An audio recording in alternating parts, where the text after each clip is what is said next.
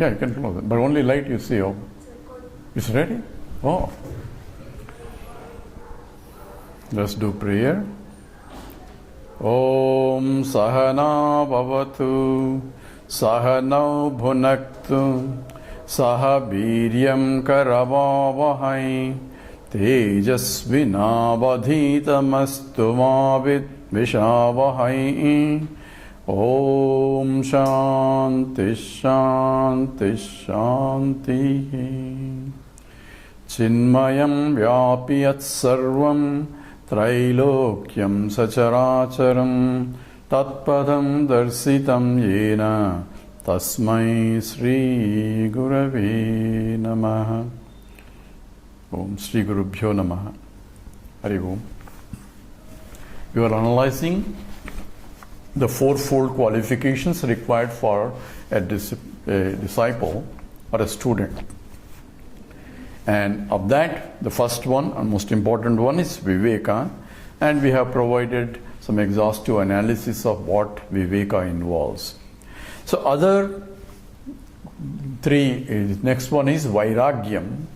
Vairagyam is dispassion, that means ready to give up. And Vairagyam is always, people understand that I have to become a sannyasi. So it's not that.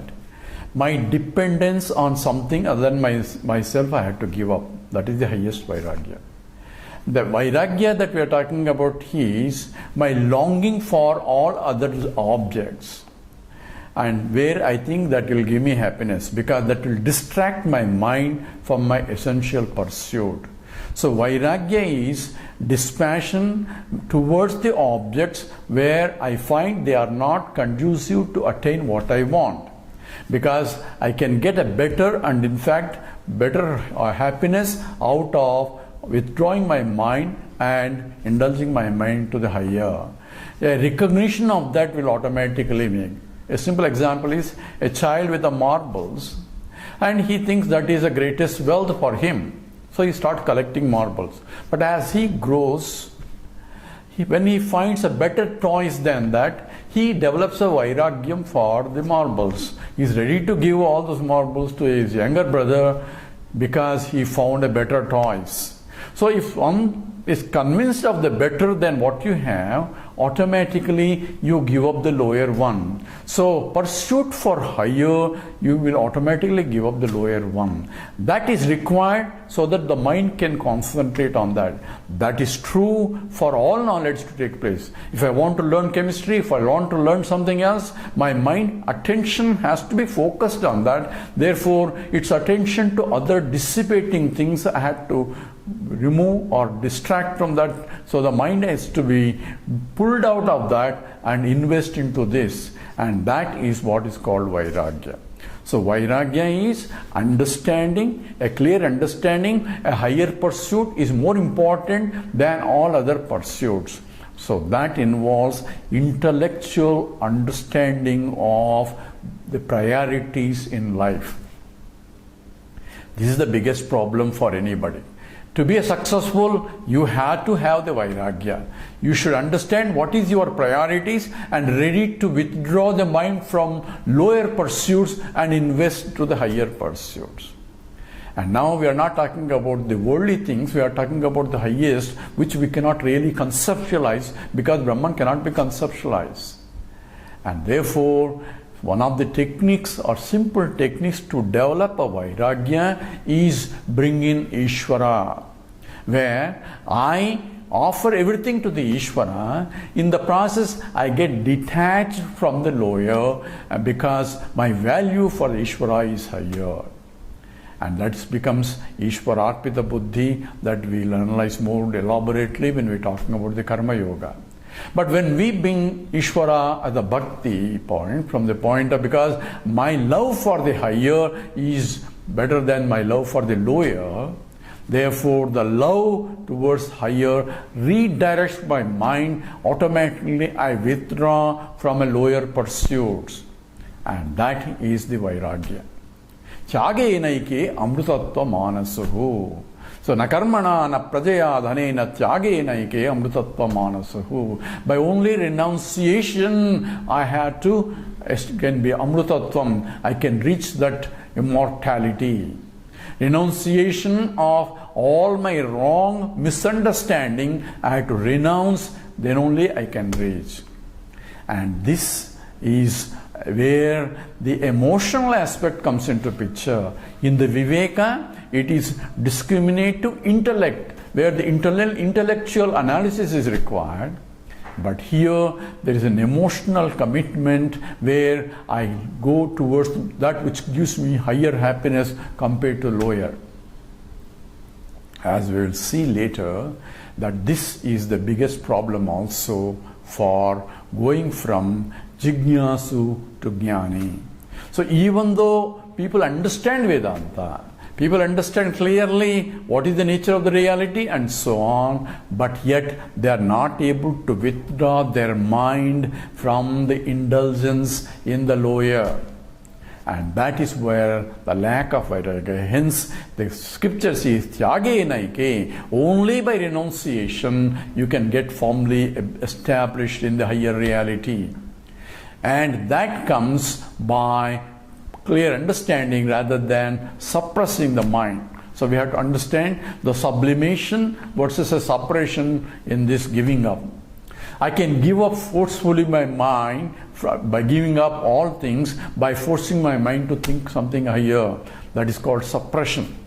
But suppression does not work because the mind gets agitated and it will explode later. I have to sublimate my thinking and withdraw my mind with an understanding. A simple example I can give is, suppose the doctor tells you that you should not eat sweets. You are a diabetic. So once the doctor tells you, even though my likes are towards the sweet, my mind, because of the health reason, because of the advice by a doctor, I intellectually sublimate all my tendencies to eat, because this is more important to keep the health. So therefore, I am sublimating the low tendencies of ragadveshas in the knowledge that what is more required or most important. And this what is called sannyasa yoga. Sannyasa yoga means sannyasa involves renunciation, yoga involves attachment. And translation is, it is detachment attachment. Means I had to attach myself to something higher before I get detached from the lower, otherwise I'll fall down. Therefore, attach to his feet and leave other things. That is what from the bhakti point is. And Swami Chinmayananda says beautifully, he says you have to have one hand on the leg and one hand below his leg, so that neither he can run away nor you can run away from him. So that firm abidance or commitment is essential in the spiritual growth. And this is, in short, is the Vairagya. We'll come back to this because this is where the Jnani and where the Aparoksha and Paroksha Jnanam differs, and where Nididhyasana the scripture defines, and because of this emotional commitment to the truth is not there. And that is called the second discipline is called Viveka and Vairagya. Then we have the sixfold the disciplines that are required to train the mind in that direction, called Samadhi Shatka Sampatti. So Shama, Dhamma, Shraddha, Titiksha, Uparati and Samadhanam. These are the sixfold required to conducive to help for me to pull my mind from the lower towards the higher. For example, the Dhamma means withdrawing deliberately, physically my mind without going into the environments that really dissipate my mind. Simple example is, if I am diabetic, don't go to a bakery shop, because these are only, what they sell is only sweets there. So there is no point unnecessarily to go there to environment and then say I can't eat anything. So better not go there or withdraw your physically from those that called Dhamma. Shama is no mentally withdraw, even though I am sitting in one place, if my mind is indulging all that, then that's only dissipating the mind. Particularly in the Ekadasi time, people want to fast, and it so happens on that day only the wife cooks delicious food upstairs. My mind is indulging, says, why is she cooking now when I am trying to do upavasa? So my mind is indulging in that mentally, but the withdrawal is incomplete. So only way is Shama is to intellectually convince myself and then devote it.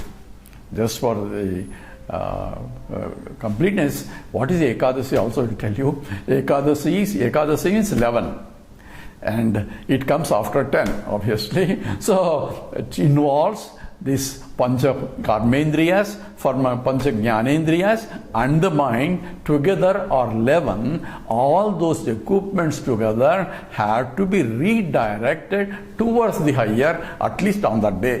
That's what. It's not just the eating, it is eating from all the indulgences, from all the senses, through 5 senses. I have to withdraw that mind and put the mind into the higher. That is real Ekadasi Vata. So that is the Shama. So withdrawing the mind. And Shraddha. Shraddha is faith in the knowledge. So the Shankaracharya defines the Shraddha is Shastrasya Guru Vakyasya Satya Buddhyavadharana Sa Shraddha. What is Shraddha? That what my teacher is teaching, and that which is that scriptural teaching indeed, all is Satyam, is indeed true, and that faith will make me to listen to the teaching. It is not a belief. So Shraddha is not a believer. Shraddhavan labhate jnanam. Krishna says only those people who have faith will be able to discover the knowledge. So here Shraddha means where I am convinced that it is important. Simple example is I am sitting in a physics class. So in the physics class when I am sitting, I have this Shraddha because I know what the teacher is going to teach only is correct physics. And he is referring to the books, and I know what the book says also is correct. So I am convinced that the teacher is not going to lie to me, some nonsense he is not going to teach. What he teaches is real the physics. I may not understand it, that's my problem, or the communication problem, but what he says is the truth. So I have no doubt about the truth. I am convinced even though I don't understand. It's not a belief, it is a faith that what is being given is indeed true. With that faith, I have a capacity to learn. If I doubt that he is not going to tell correct physics and what is that I am sitting in the physics class, and if I have a doubt about what he is teaching, then I will never learn. So Shraddha is very important. A conviction that what he is going to teach is important, that faith is important for. In fact, every investigation, every knowledge involves a faith that a scientist proposes, a hypothesis. If this is going to be my hypothesis, what is that? Because he has a faith that that may be true. He may not know it, but he wants to prove it. But before he proves it, he has established a vehicle, says this is going to be my hypothesis, and he tries to investigate and see if that is true or not. By proper investigation, with the faith in that, he may evoke or he may come up with a different result from what it is, then he will change his hypothesis. But still, he needs to have some faith to investigate further. So faith is essential in every knowledge, and more so in Adhyatmika Vidya, in the spiritual knowledge, because I come with preconceived notion about myself, about the world. We already mentioned about the problems of the myself, because we have 3 fundamental problems that I take myself because I am a conscious entity and I make an error of judgment about myself. So I have preconceived notions about myself, I have preconceived notions about the world, and with these preconceived notions I am approaching a teacher. So teacher has to teach and remove all those misconceptions about myself and about the world. For that I should have complete faith in the teacher, and the teacher himself refers to the scripture, and therefore Shankaracharya defines Shraddha is Shastrasya Guru Vakyasya. Shastra comes first, then Guru Vakyasya Satya Buddhya Avadharana Sa Shraddha.